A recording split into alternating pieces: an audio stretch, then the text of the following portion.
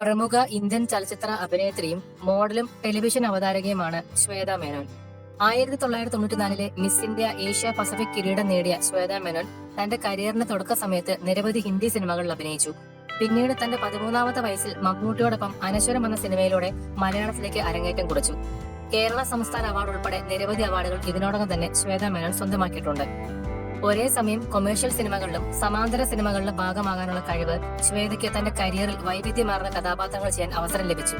കാമസൂത്ര ഗർഭ നിരോധന ഉറകളുടെ പരസ്യത്തിൽ അല്പവസ്ത്രധാരണിയായി പ്രത്യക്ഷപ്പെട്ടതോടുകൂടിയാണ് ശ്വേത മേനോൻ ഇന്ത്യയിലുടനീളം പ്രശസ്തയായത്. കാമസൂത്രയുടെ മോഡലിംഗ് പരസ്യം ശ്വേത മേനോന്റെ കരിയർ പെട്ടെന്ന് ബൂസ്റ്റ് ചെയ്യിപ്പിച്ചു.